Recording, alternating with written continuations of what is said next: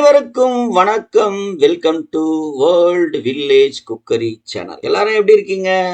நாம இன்னைக்கு பார்க்க போற ரெசிபி ரோட்டுக்கடை தக்காளி சட்னி. அதுவும் பர்டிகுலரா அந்த தக்காளிலாம் கிலோ 10 ரூபாய் 15 ரூபாய் விற்பாங்கல்ல.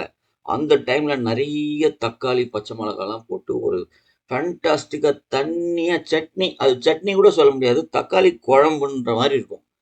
செம்ம டேஸ்டா இருக்கும். அந்த இட்லி தோசை சப்பாத்தி பூரிக்கெல்லாம் கூட வச்சுன்னு சாப்பிட்டு வேற லெவல்ல இருக்கும். வாங்க அந்த அருமையான டேஸ்டான ரோட்டுக்கடை தக்காளி சட்னி வீட்டில் எப்படி செய்யறதுன்னு பார்க்கலாம்.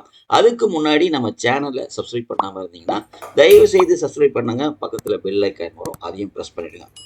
ஒரு குக்கர் பானில் ஒரு 30 ml எண்ணெயை ஊற்றிட்டு 1 ஸ்பூன் கடுகு, 1/2 ஸ்பூன் வெந்தயம், 1/2 ஸ்பூன் ஜீரகம் போட்டு கடுகு நல்லா வெடிச்சு வர்ற வரைக்கும் வெயிட் பண்ணுங்க. கடுகு நல்லா வெடிச்சு வரும்போது ஒரு 5-6 காஞ்ச மிளகா, 2 பச்சை மிளகா, கொஞ்சம் போல் கருவேப்பிலை போட்டு கூடவே ஒரு 100 கிராம் சின்ன வெங்காயம் தோல் உரித்து வச்சுருக்கேன், அதையும் போட்டு நல்லா வதக்குங்க. சின்ன வெங்காயம் நல்லா வதங்கினதுக்கப்புறம் ஒரு 1/2 ஸ்பூன் மஞ்சள்தூள், 1/2 கிலோ தக்காளி கட் பண்ணி வச்சுருக்கேன், அதையும் இதோடு சேர்த்துடலாம்.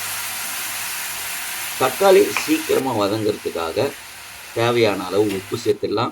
ஒரு 4-5 பல் பூண்டு நசுக்கி வச்சுருக்கேன், அதையும் இதோடு சேர்த்துட்டு நல்லா எண்ணெயிலேயே தக்காளியை வதக்கணும்.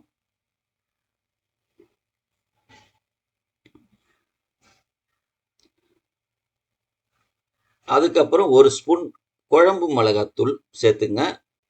இன்னும் ஒரு 2 நிமிஷம் நல்லா அந்த எண்ணெயிலேயே வதக்கிக்கலாம். இது ரொம்ப சிம்பிளான ரெசிபி, ஈஸியாக யார் வேணா செஞ்சிடலாம், ஆனால் செம்ம டேஸ்டாக இருக்கும். இப்போ ஓரளவுக்கு நல்லா வதங்கினதுக்கப்புறம் ஒரு 1/2 கிளாஸ் தண்ணி இதில் சேர்த்துக்கலாம்.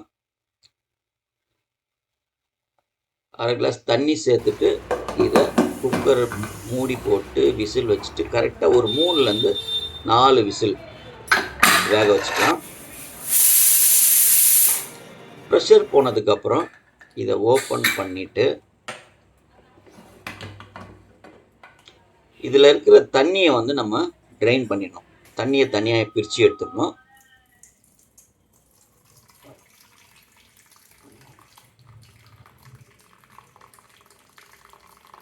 தண்ணியை பிரித்து எடுத்ததுக்கப்புறம் நம்ம வீட்டில் மத்து இருந்ததுன்னா மத்து, இல்லைன்னா மேஷர் இருந்ததுன்னா மேஷரு போட்டு நல்லா இதை வந்து மசிச்சு விடணும். இந்த தக்காளி கீரைலாம் கடையும்ல, அது மாதிரி கடைஞ்சிங்கன்னா செம்ம டேஸ்ட்டாக இருக்கும். இல்லை கடையிறதுக்கு உங்களுக்கு கஷ்டமாக இருக்குது அப்படின்னா கொஞ்சம் ஆற விட்டுட்டு மிக்சியில் போட்டு 2-3 தடவை கோர்ஸில் அரைச்சிங்கன்னா அந்த பதத்துக்கு வந்துடும்.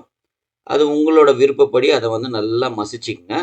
இப்போ பாருங்கள், இந்த அளவுக்கு நல்லா கீரை கடையிற மாதிரி நல்லா கடைஞ்சி எடுத்துட்டு அதுக்கப்புறம் ஸ்டவ்வை சிம்மில் வச்சுட்டு இப்போ நம்ம வடிகட்டணும் இல்லையா, அந்த தண்ணியை இதோடு சேர்த்துங்க.